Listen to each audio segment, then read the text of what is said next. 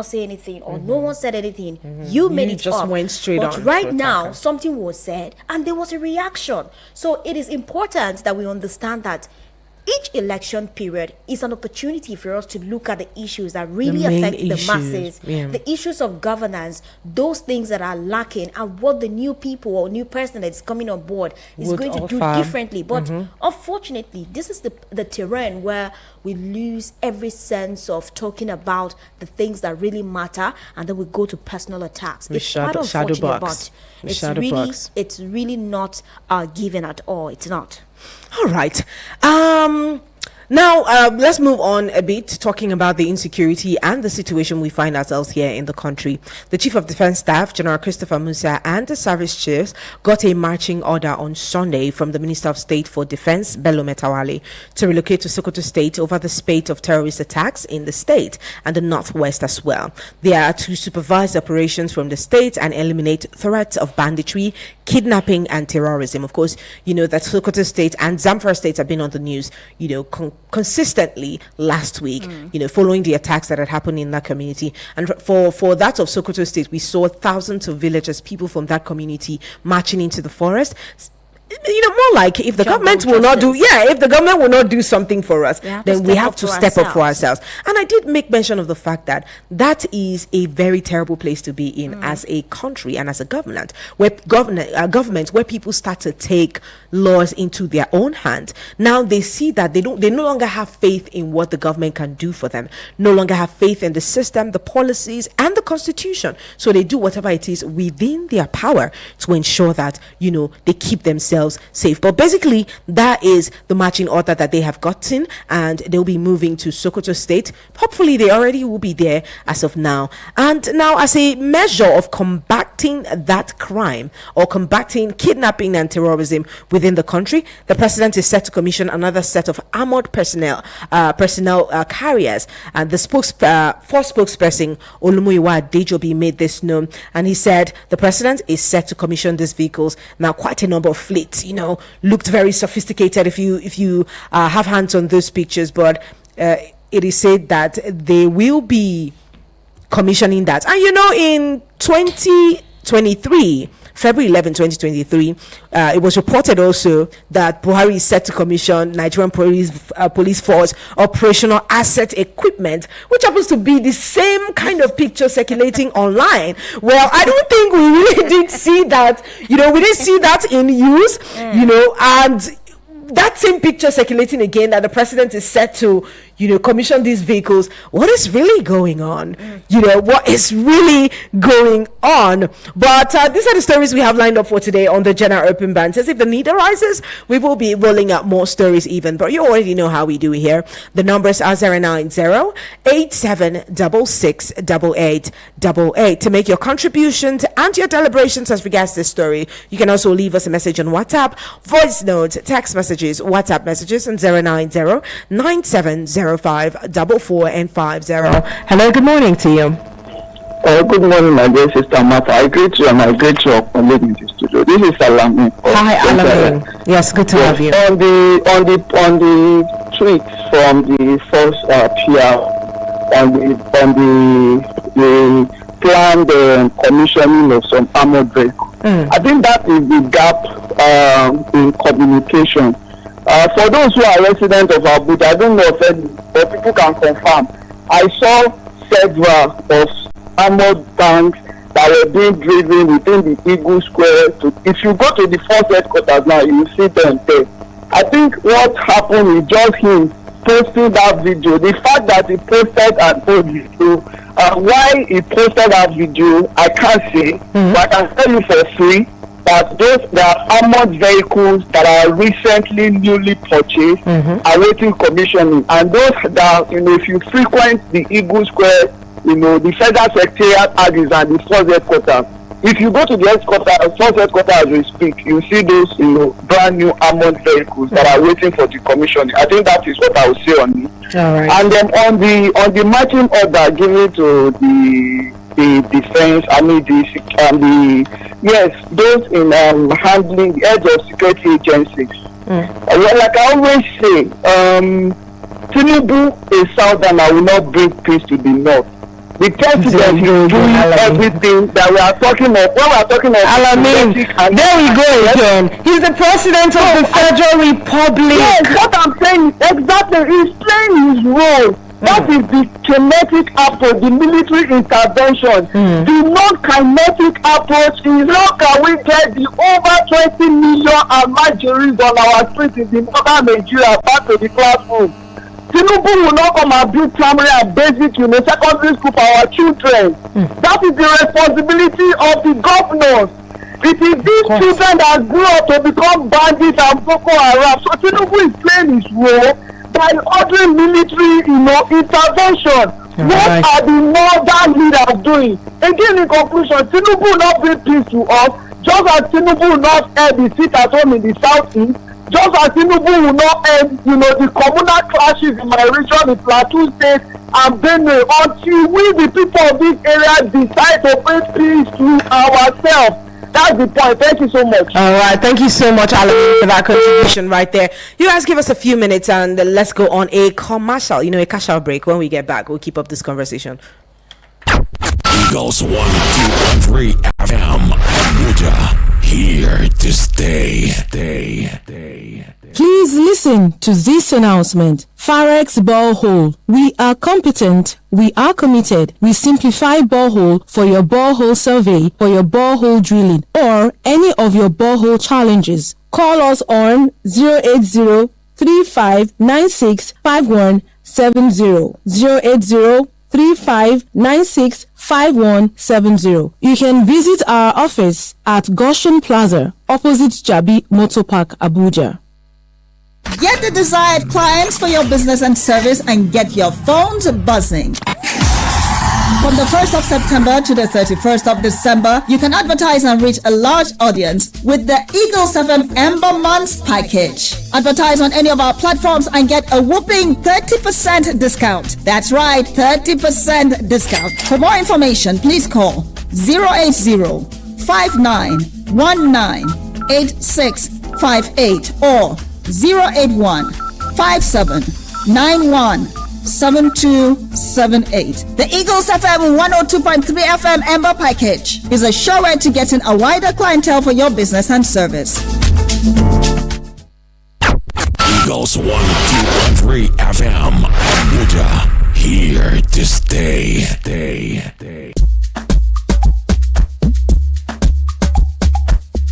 All right, welcome back and thanks for staying with us. 33 minutes gone past the hour of 10. Let's get into the conversation. Hello, good morning to you. Hello, good morning, Marta. Hi, Salasi. Good morning to you. How are you doing? That's your colleague. What is her name? I don't forget her name. Cassandra. Good morning. Hello, Cassandra. Good morning, Cassandra. Welcome. My name is Salasi. Thank you. Thank you, Salasi. Good to have you join us. Nigerian, then he should get out of that seat because he is the president and the commander-in-chief of the Federal Republic of Nigeria. He's not the commander-in-chief of the Federal Republic of Osun.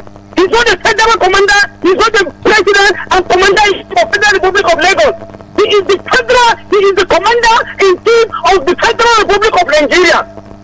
As a president, you have the power to hire and fire. That is why I will ever remain grateful to let Oladu Musa Yar'Adua. We remember the agitation in Niger Delta.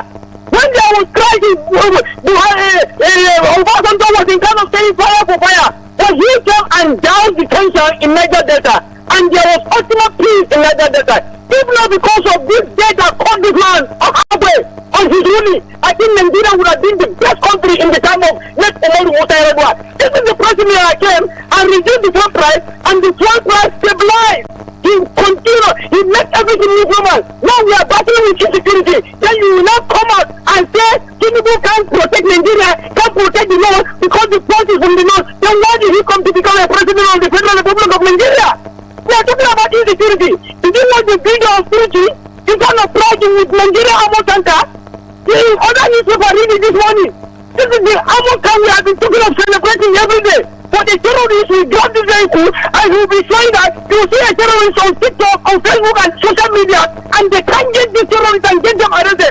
But me now, if I say anything against the government, they know where I am making the call, they can get me arrested, but they can't get the bandits. Some people are making have money for this insecurity. I'm telling you. Thank you, Matamata. All right, thank you so much, Selassie, for that contribution there. Let's keep it coming through.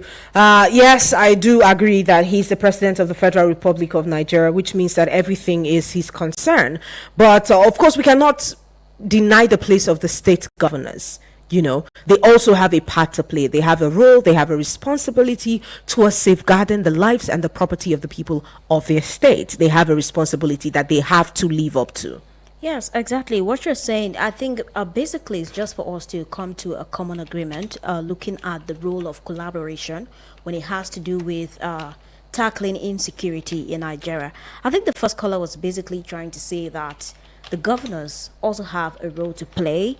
And maybe the insecurity in northern Nigeria is another thing. So it's all about an inward solution. However, we cannot take away the place of the commander-in-chief. There's a reason why there is a GCFR attached to the president's name. It's not there for show-off. No, it's not there for show-off, because he does not just hold that title. He has access to most of the things that ordinary Nigerians do not have access to. I'm not talking about material resources. I'm not just talking about even material resources. Yes, I'm not just talking about material resources. I'm talking about what makes someone to be the president. But just like you said, the governors of the 36 states, or even the governors of the northern states in Nigeria, have a very key role to play. But that does not mean that the president would not come through when necessary. So it's about collaboration and also understanding that what we have on our hands is not a northern Nigeria problem.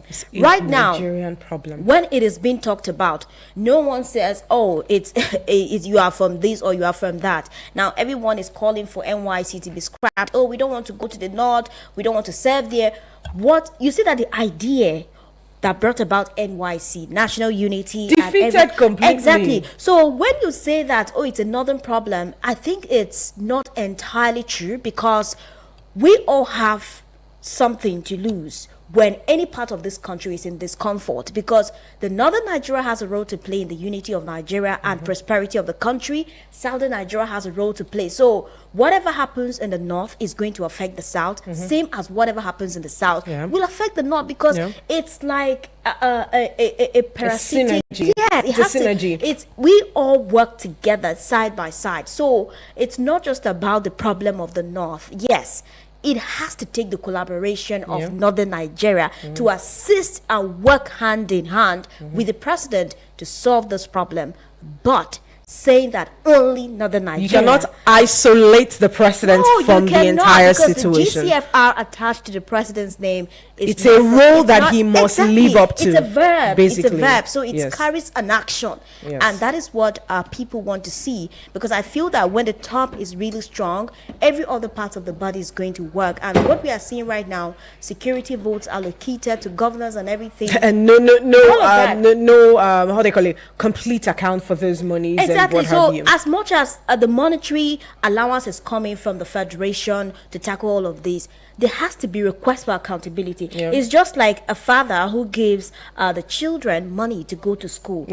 Yes, let's just liken this to this. Like a father gives the children money, you have to go to school, he pays the fees and everything. The father will not go to the classroom to force whatever the teacher it's the responsibility of the child, basically. Exactly. But the father will ask accountability at the end of every term. That's his primary role. Yes. So you can oversee, rather than nobody's asking you to be there to come back. You can't even be there, but you can instruct and you can oversee. That is why you're the commander, grand commander.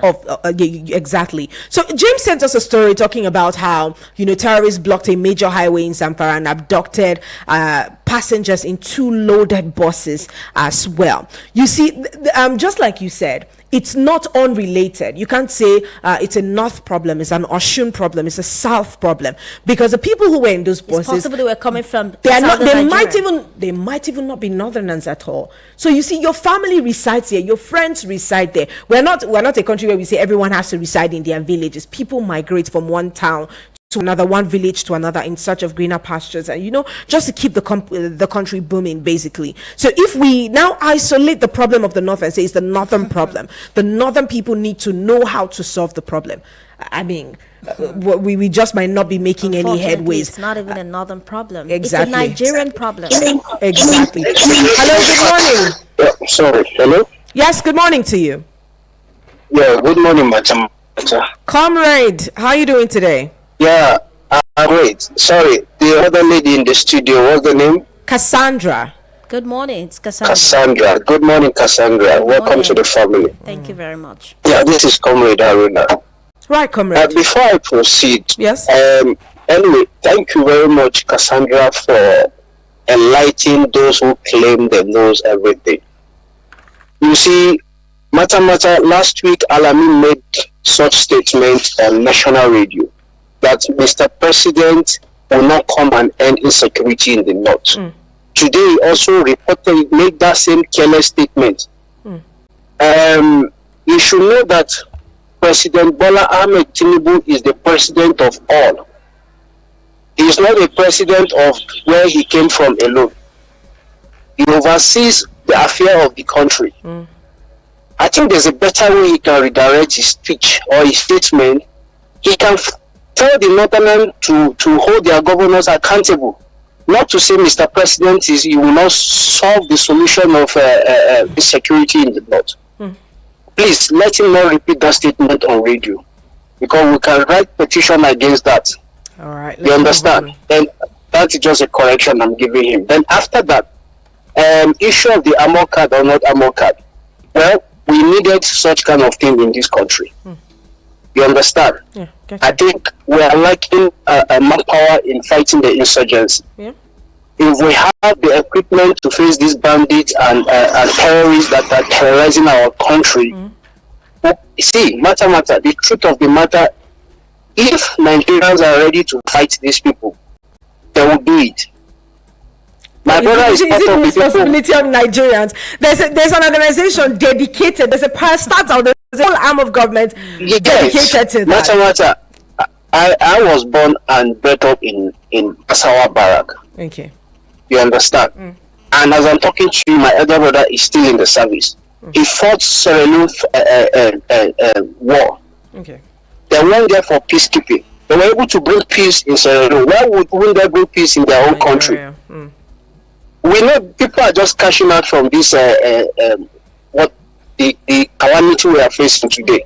Because by the time Nigeria started enjoying peace, those people will not get those money they are enjoying. So that's just the reality. We have our Nigerian army are one of the best army in Africa. You understand? So it's just the will. Let them give them that opportunity to go and clear those guys out. People that have went to Sierra Leone that don't know anywhere about the country, they were able to calm the country down. Then your own territory, you can't bring it down. Well, it's uncalled for.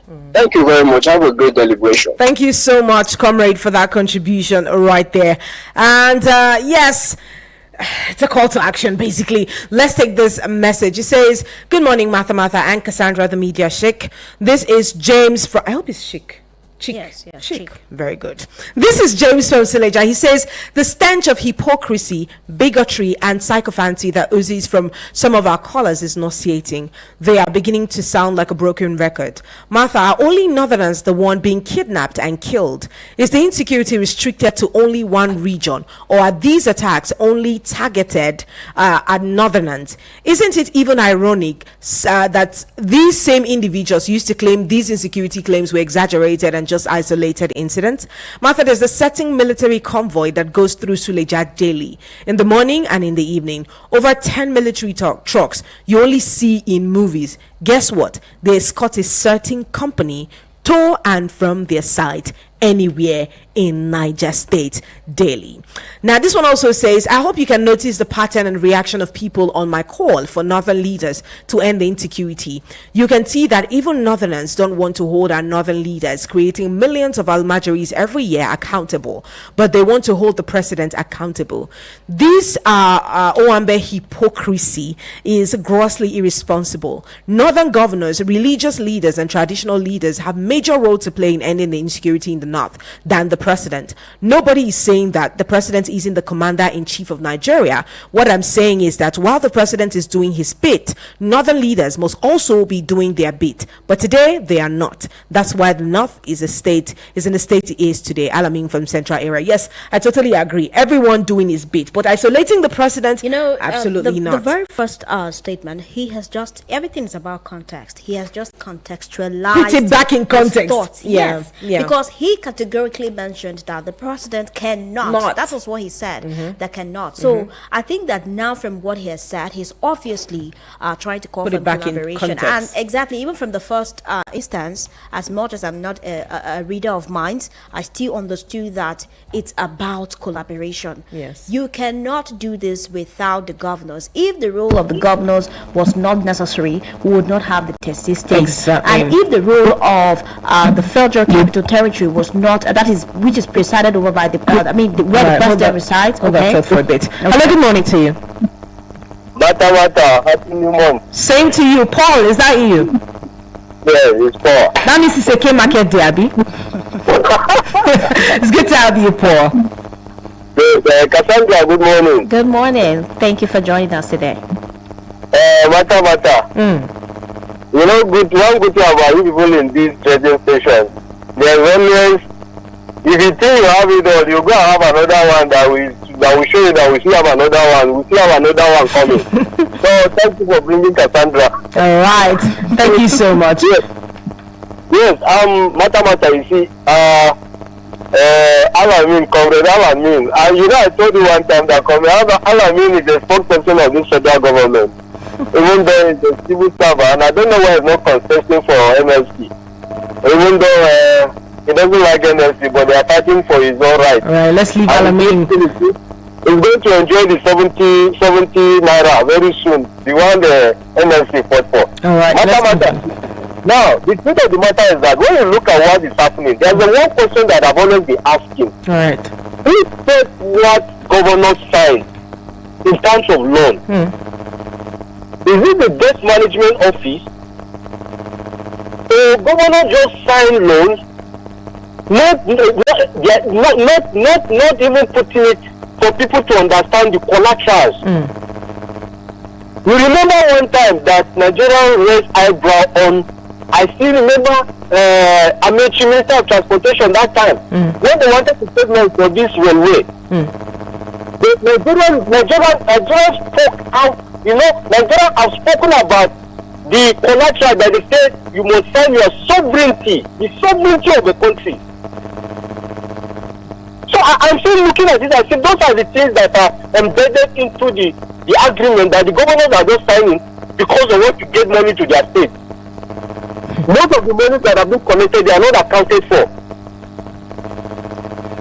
Look, this country sometimes we will begin to imagine. We have structures. We have agencies that are responsible for some of these things. It's either they compromise or they put their eyes in one place or they collect and then forget what is going to come true. Now we are reaping from those things. We are reaping deeply with our blood with what is happening. Look at this kind of highest embarrassment we are getting. President is supposed to be sitting down here to be talking about this, all this security and some most of it is in China talking about things that had already been done. China is collecting on our property, seizing aeroplane and what? In fact, I hope they will not collect the one the president has used to China. Of course they won't. They dare not, obviously. So if they collect that one, maybe he just enter a ship now. He's just join a ship. Let's be expecting in the next 3-4 months. All right. Thank you. Now, secondly, please. I'm from the northwest. Okay. I'm from Kaduna State. And one thing I want to commend this government. I'm from Zango Qatar. One thing I just came back on Saturday I've not been to my village for the past 10 years. Oh wow. But I was able to go. And when I got there, I asked people around what is happening. Matter, if you see the way people are moving freely to go into farm, even me I was shocked. I saw small boys building houses from farm, from agricultural stuff. Are you serious? Because I'm telling you, I told you one time from the announcement of the chief of defense staff, so it's from a local government, all the banditry ceased. Wow. You only not once in a while.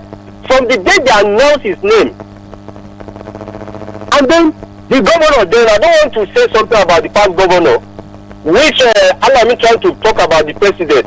Once you are a governor or you consider you vie for political position, you have to know for all things. As I'm going into this political position, I want to contest.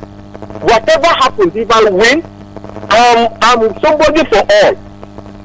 I'm a rallying force for everybody.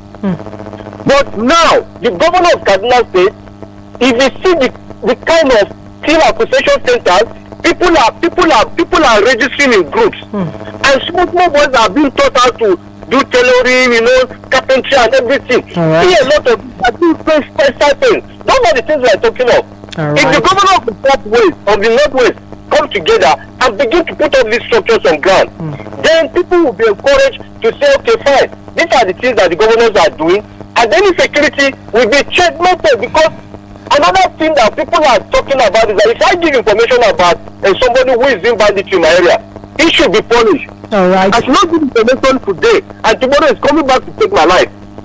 All right. Thank you so much. Thank you very much. Thank you so much, Paul, for that contribution right there. Yes, we're happy for all of the development going on from your place or your state, wherever that is. And we hope that more governors start to emulate this. More governors come out to do the job that they're being elected into office to do.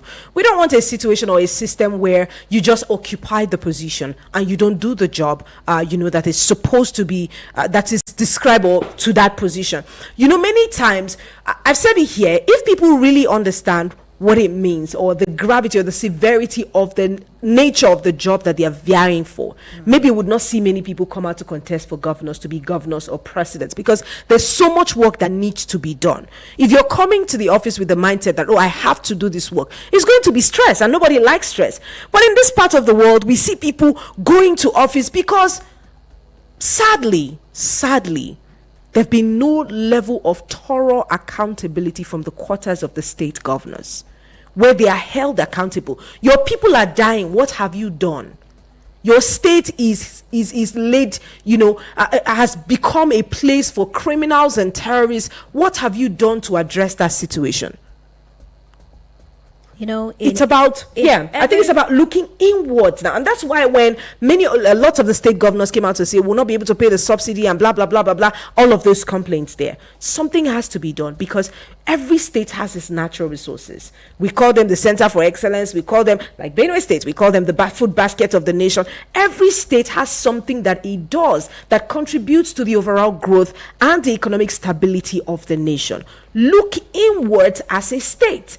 Prune the resources that you have.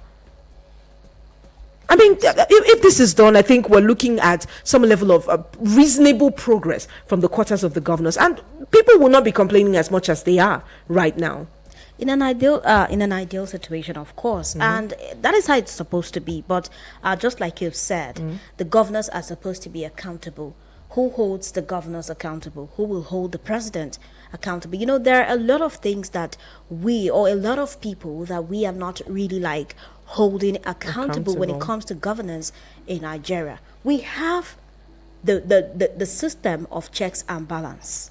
What about our representatives? Those at both at the national and at the state level, those that have been elected at the National Assembly to represent their constituents at the National Assembly and also represent them at the State Assembly. They are supposed to hold the governors accountable. The checks and balances. Why those at the National Assembly are doing the checks and balance for the executive, those at the state level are doing for the executive at the state level as well. Take a look at what is going on. Is that really happening? So it's not just about saying, the governor should be accountable. Someone has to ask them to be accountable. The local government chairman, the representatives, the senators, like you have said, this is the position that they hold, in the office of the governor. This is what they are, the checks and balances. But in an instance where financial autonomy that is given, just financial autonomy that is being given to local governors, right? Is that how they're local government chairman? I beg your pardon. Yes, local government. Yes, just financial autonomy given to them. It's still in the Supreme Court. They're still contesting that. They're still fighting that. the checks and balances that are being put in place are not allowed to effectively carry out their responsibility. So how then can they check and balance? Who are supposed to check and balance? What position do they hold? Now, the thing is about knowing if we separate our personal relationship with the quest for democracy or the dividends of democracy, because it's basically a matter of who knows who or what party you belong to. You know, it's very difficult. It is. I wouldn't say that it's a situation peculiar to Nigeria. It's not peculiar to Nigeria. Of course, it's not. Maybe some other countries in Africa also experience it, or even the so-called civilized climes as well. They also have a fair share of that. But we want to see a country where, regardless of the fact that I am your party man or I am your fellow party woman, I can still perform my responsibility of checks and balance by ensuring that you do the right thing, not just for the sake of the people, but also to glorify the name of the party. Because at the end of the day, if you succeed, it's still going to be people saying, oh, when this party was in power, this is what they did for the people. You know, so it's going to be it's funny that right now they don't say, and that's why I said if you are, or if you are these positions, or if you aspire to be governors and presidents and senators, if you know the level or the gravity of the work that is attached to that office, will not have people killing themselves or rolling over themselves and playing the politics of whatever it's being called just to be in those positions. But let's take this message from Hundu taking me. Help us with that. All right. Good morning, my one and only beautiful sister Martha and Cassandra. I'm listening from Nasarawa State.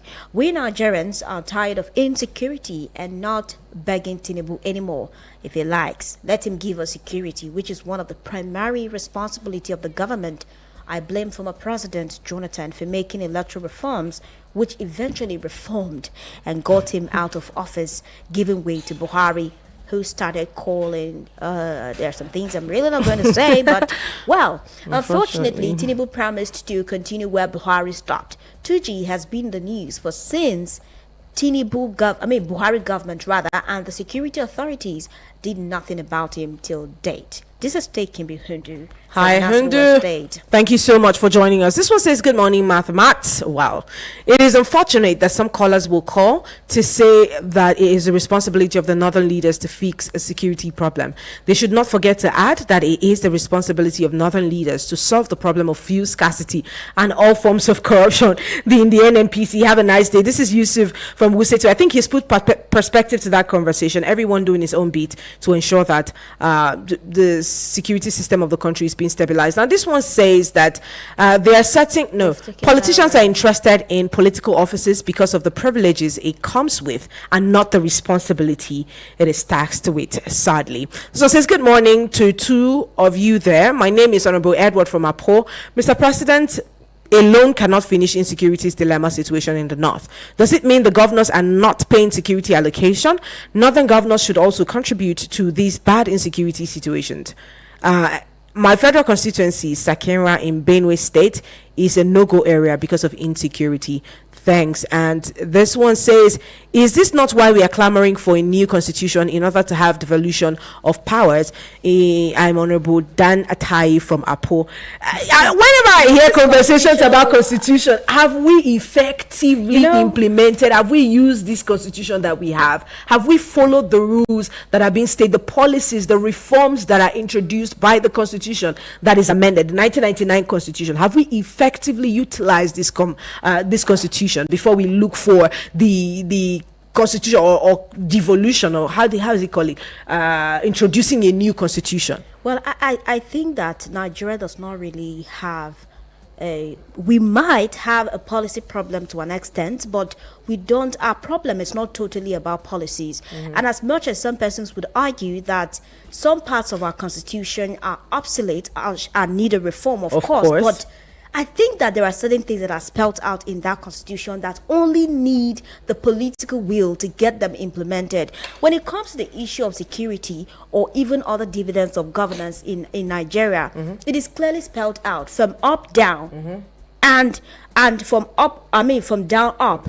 Even though some persons have said that in the course of this up down, there is a restriction, there is an obstruction of flow of responsibilities, and especially when it comes to autonomy. And that is why some persons have been pushing, and this current government has been trying to see how they can advocate for autonomy for local governors. Because so some persons, when you talk, they say it does not begin from the top. It's supposed to begin from the grassroots. Bottom, yes, because whatever affects people from the grassroots, everyone has a beginning from down before they go up, regardless. So all right, it's not really just about the constitution.